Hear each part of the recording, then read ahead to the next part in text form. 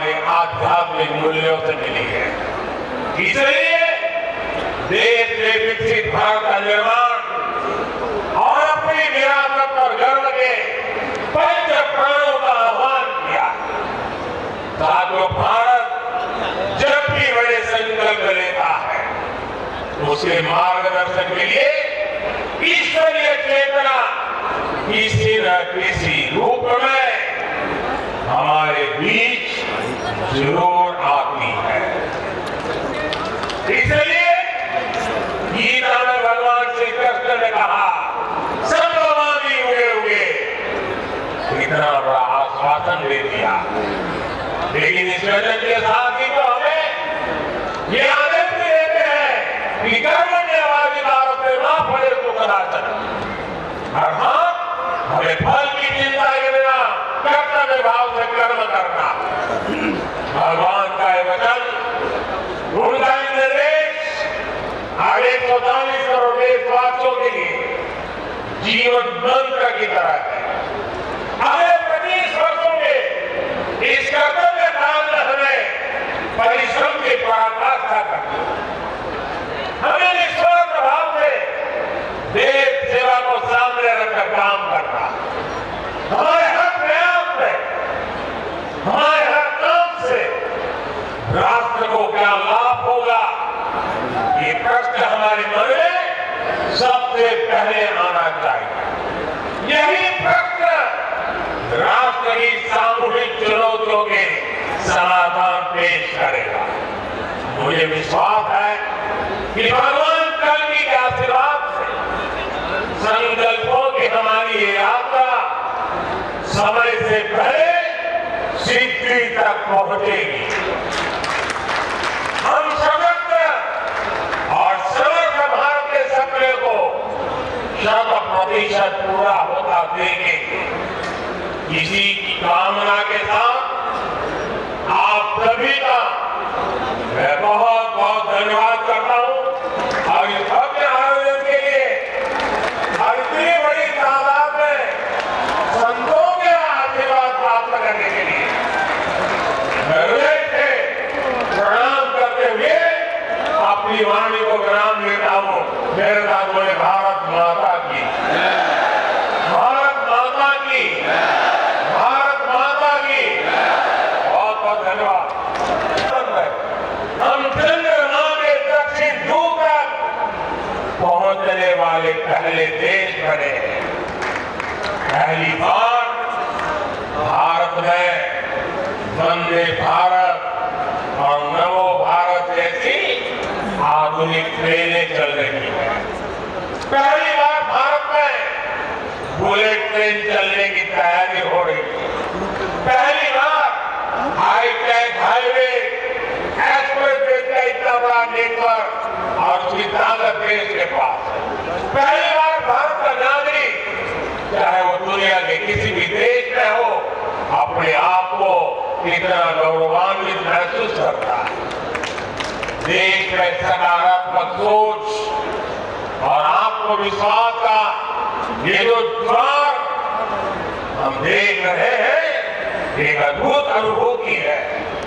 इसलिए आज हमारी शक्ति भी अनंत है और हमारे लिए संभावनाएं भी अपार है। साथियों, राष्ट्र को सफल होने के लिए ऊर्जा सामूहिकता से मिलती है। हमारे वेद कहते हैं, सहस्त्र शीर्षा पुरुष, सहस्त्र शीर्षा पुरुष, सहस्त्राक्षर सहस्त्र पाठ। अर्थात निर्माण के लिए हजारों, लाखों, करोड़ों हाथ है। गतिमान होने के लिए हजारों, लाखों, करोड़ों पैर हैं। आज हमें भारत में उसी विराट चेतना के दर्शन हो रहे हैं। सबका साथ, सबका विकास, सबका विश्वास और सबका प्रयास, इस भावना से हर देशवासी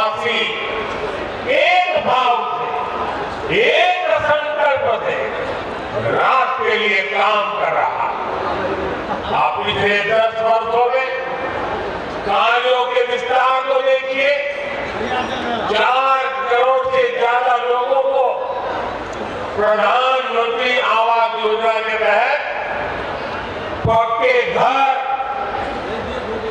11 करोड़ परिवारों को शौचालय यानी इज्जत घर, 2.5 करोड़ परिवारों को घर में बिजली, 10 करोड़ से अधिक परिवारों को पानी के लिए कनेक्शन, 80 करोड़ लोगों को मुफ्त राशन, 10 करोड़ महिलाओं को कम कीमत पर गैस सिलेंडर, 50 करोड़ लोगों को स्वस्थ जीवन के लिए आयुष्मान कार्ड, यानी 10 करोड़ किसानों को किसान सम्मान निधि।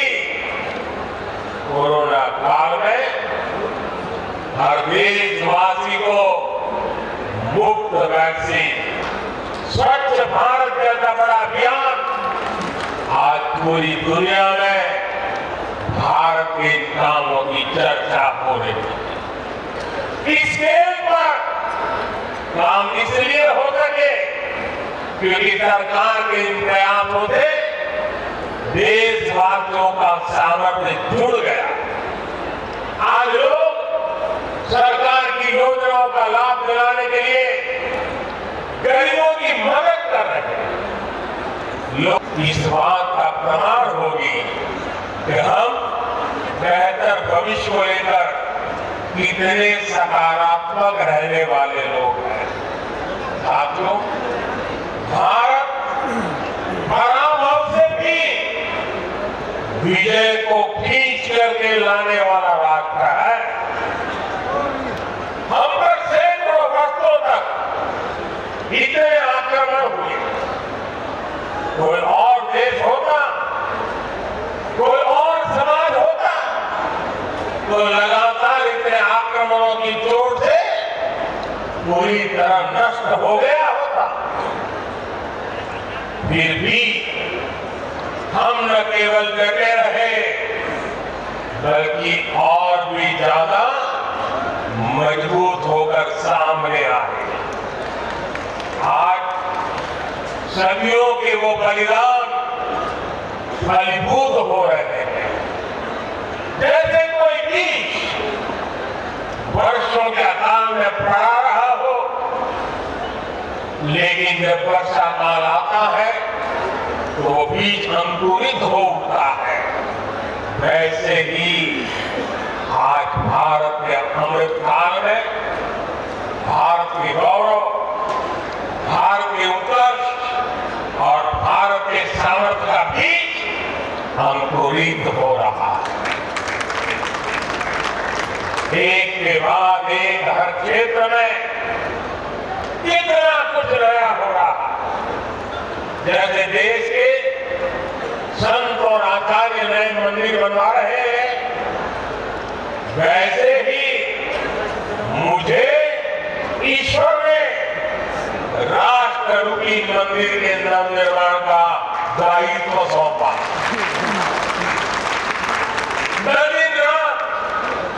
राष्ट्ररूपी मंदिर को भव्यता देने में लगा हूं, उसके गौरव का विस्तार कर रहा हूं। इसलिए के परिणाम भी हमें उसी तेजी से मिल रहे हैं। आज पहली बार भारत उस मुकाम पर है जहां हम अनुसरण नहीं कर रहे हैं, उदाहरण पेश कर रहे हैं। आज पहली बार भारत को टेक्नोलॉजी और डिजिटल टेक्नोलॉजी के क्षेत्र में संभावनाओं के केंद्र के रूप में देखा जा रहा है। हमारी पहचान इनोवेशन हब के तौर पर हो रही है। हम पहली बार दुनिया की 5वीं सबसे बड़ी अर्थव्यवस्था जैसे बड़े मुकाम पर पहुंचे हैं। तो पूरे विश्वास के साथ उन मान्यताओं को आगे बढ़ा रहे हैं वो भगवान कल्कि के लिए मंदिर बना रहे हैं, उनकी आराधना कर रहे हैं। हजारों वर्ष बाद की आस्था और अभी से उनकी तैयारी, यानी हम लोग भविष्य को लेकर कितने तैयार रहने वाले लोग हैं। इसके लिए तो प्रमोद कृष्ण जी वाकई सराहना के पात्र। मैं तो प्रमोद कृष्ण जी को एक राजनीतिक व्यक्ति के रूप में दूर से जानता था, मेरा परिचय नहीं था, लेकिन अभी जब कुछ दिन पहले मेरी उनसे पहली वक्त मुलाकात हुई तो ये भी पता चला कि वो ऐसे धार्मिक आध्यात्मिक कार्यों में कितनी मेहनत से लगे रहते हैं। कल की मंदिर के लिए इन्हें पिछली सरकारों से लंबी लड़ाई लड़नी पड़ी, कोर्ट के चक्कर भी लगाने पड़े। वो मुझे बता रहे थे एक समय उन्हें कहा जा रहा था कि मंदिर बनाने से शांति व्यवस्था बिगड़ जाएगी। आज हमारी सरकार ने प्रमोद कृष्ण जी निश्चिंत होकर इस काम को शुरू कर पाए। मुझे भरोसा है राष्ट्र निर्माण के लिए पूरी सहस्त्र शताब्दी का यह संकल्प केवल एक अभिलाषा भर नहीं है, एक ऐसा संकल्प है जिसे हमारी संस्कृति ने हर कालखंड में जीकर दिखाया है। भगवान कल्कि के विषय में आचार्य प्रमोद कृष्ण जी ने गहरा अध्ययन किया। भगवान कल्कि के अवतार से जुड़े कई सारे तथ्य और शास्त्रीय जानकारियां भी आचार्य प्रमोद कृष्ण जी मुझे बता रहे। जैसे उन्होंने बताया कि कल्कि पुराण में लिखा है शंभरे सहस्त्र परिवत्सरा, यानी भगवान राम की तरह ही कल्कि का अवतार भी हजारों वर्षों की रूपरेखा तय करेगा। इसलिए भाइयों बहनों, हम ये कह सकते हैं कि कल्कि काल चक्र के परिवर्तन के प्रणेता भी है और प्रेरणा स्रोत भी है। और शायद इसीलिए कल्कि धाम एक ऐसा स्थान होने जा रहा है जो उन भगवान को समर्पित है जिनको अभी अवतार होना बाकी है। आप कल्पना करिए, हमारे शास्त्रों में सैकड़ों हजारों साल पहले भविष्य को लेकर इस तरह की अवधारणा लिखी गई। हजारों वर्ष भी विरासत भी इस मंत्र को आत्मसात करते हुए चल रहे हैं। आज एक और हमारे तीर्थों का विकास हो रहा है तो दूसरी ओर शहरों में हाईटेक इंफ्रास्ट्रक्चर भी तैयार हो रहा है। आज अगर मंदिर बन रहे हैं तो देश भर में नए मेडिकल कॉलेज भी बन रहे हैं। आज विदेशों से हमारी प्राचीन मूर्तियां भी वापस लाई जा रही है और रिकॉर्ड संख्या में विदेशी निवेश भी आ रहा है।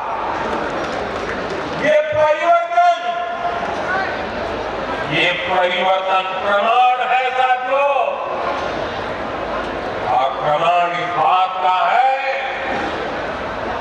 समय का चक्र घूम चुका है। एक नया दौर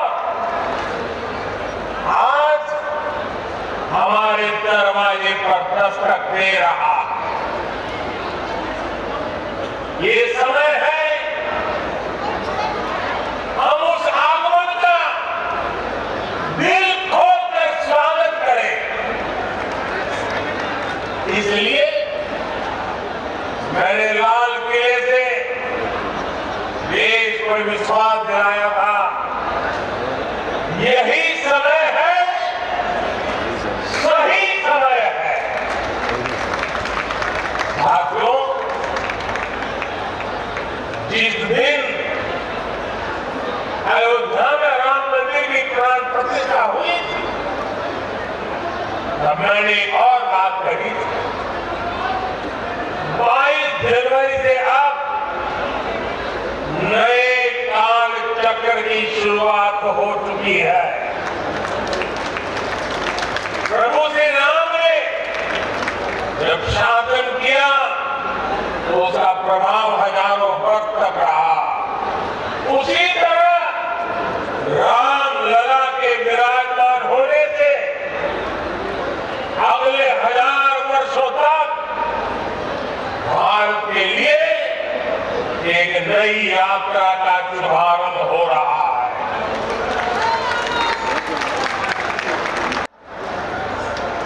मैं आचार्य प्रमोद कृष्ण जी को भी बधाई देता हूं।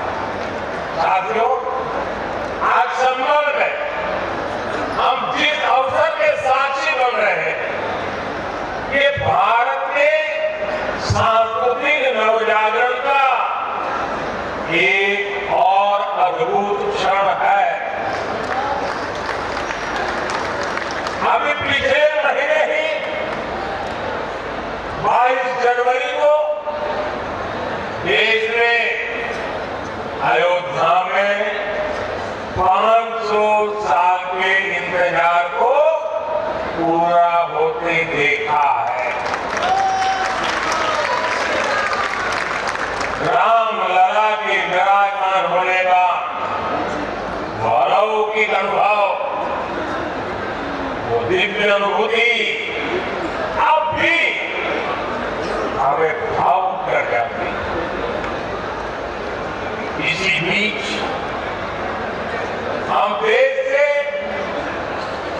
सैकड़ों किलोमीटर दूर अरब की धरती पर अबू धाबी में पहले विराट मंदिर के लोकार्पण के साक्षी भी बने। पहले जो कल्पना से भी परे था, अब वो हकीकत बन चुका है। और अब हम यहाँ संभल में भव्य कल की धाम के तिलांजात के गवाह बन रहे हैं। भाइयों बहनों, एक के बाद एक ऐसे आध्यात्मिक अनुभव,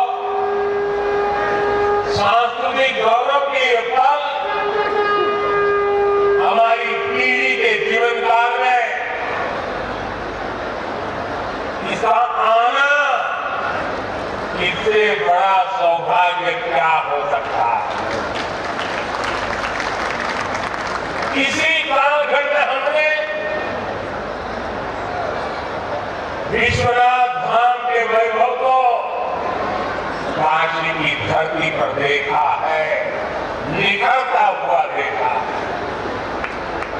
इसी कालखंड में हम काशी का कायाकल्प होते देख रहे हैं। इसी दौर में महाकाल के महालोक की महिमा हमने देखी। हमने सोमनाथ का विकास देखा है, केदार घाटी का पुनर्निर्माण देखा, में भी देखा, बराह में भी देखा और कच्छप में भी देखा।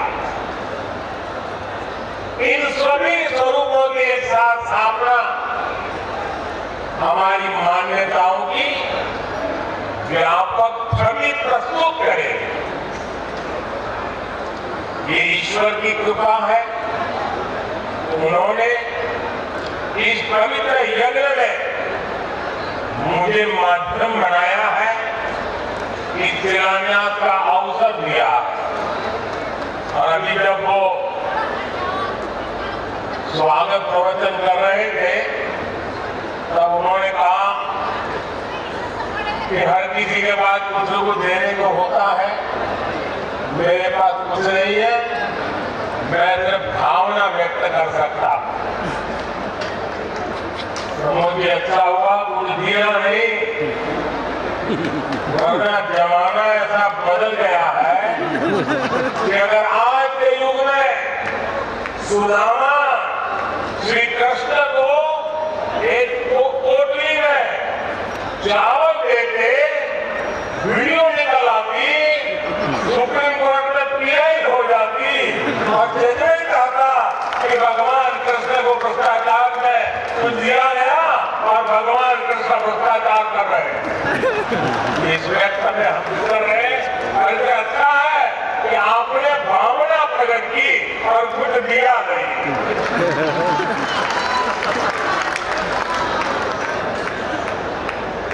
मैं इस शुभ कार्य में अपना मार्गदर्शन लेने के लिए बधाई सभी से और पवित्र हो जाता है और ज्यादा प्रेरणादायक हो जाता है। आज हम देश में जो सांस्कृतिक पुनरोदय देख रहे हैं,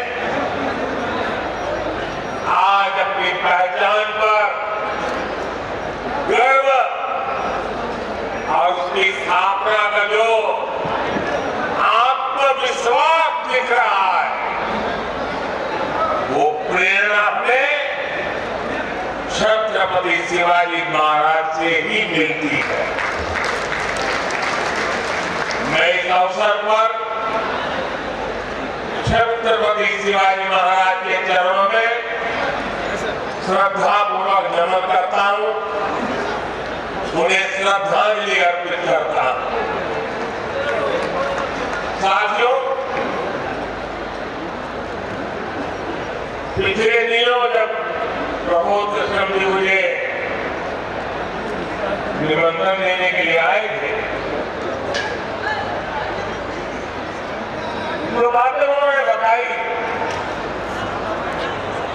उसके आधार पर मैं कह रहा हूं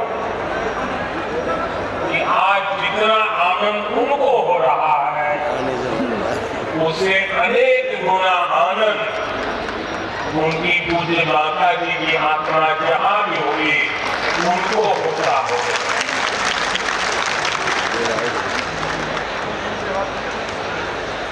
और मां के वचन के पालन के लिए एक बेटा कैसे जीवन खपा सकता है, ये प्रमोद जी ने दिखा दिया।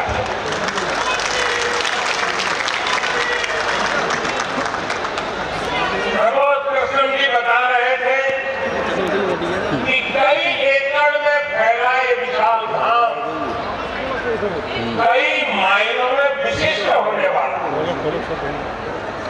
एक ऐसा मंदिर होगा, जैसा मुझे उन्होंने थोड़ा समझाया भी, जिसमें 10 गर्भगृह होंगे और भगवान के सभी 10 अवतारों को विराजमान किया जाएगा।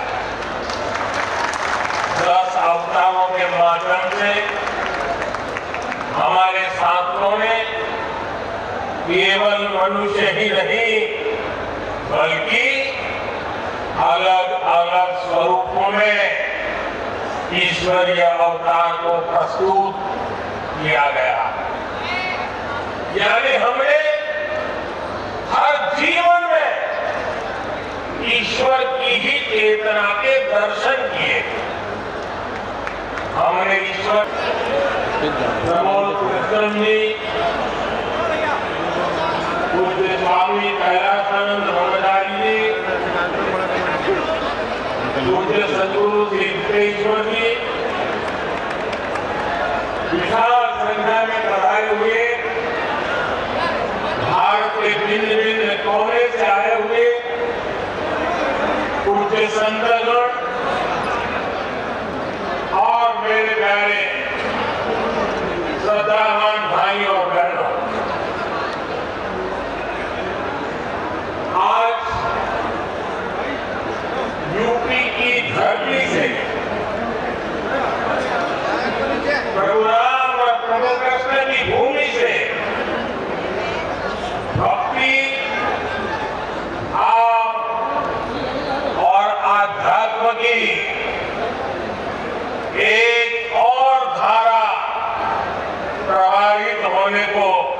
लालायित है।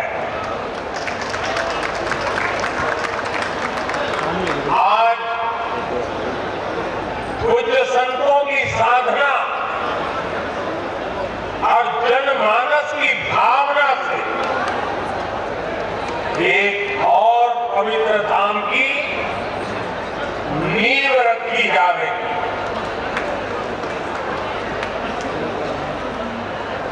अभी आप सबको आचार्यों की उपस्थिति में मुझे भव्य कल्की धाम के शिलान्यास का सौभाग्य मिला है। मुझे विश्वास है कि कल्की धाम भारतीय आस्था के एक और विराट केंद्र के रूप में उभर कर सामने आएगा। मैं सभी देशवासियों को और विश्व के सभी श्रद्धालुओं को शुभकामनाएं देता हूं। अभी आचार्य जी कह रहे थे कि 18 साल की प्रतीक्षा के बाद आज यह अवसर आया है। वैसे भी आचार्य जी कई ऐसे अच्छे काम हैं जो कुछ लोग मेरे लिए ही छोड़ करके चले गए। मेरे लिए छोड़ चले गए मुझे। और आगे भी जितने अच्छे काम रह गए हैं ना, उसके लिए बस ये संतों का, जनता जनार्दन का आशीर्वाद बना रहे, सेवित पूरे करें। साथियों, आज छत्रपति शिवाजी महाराज की जन्म जयंती भी है। श्रीमान योगी आदित्यनाथ जी, पूज्य श्री अवधेशानंद गिरी जी,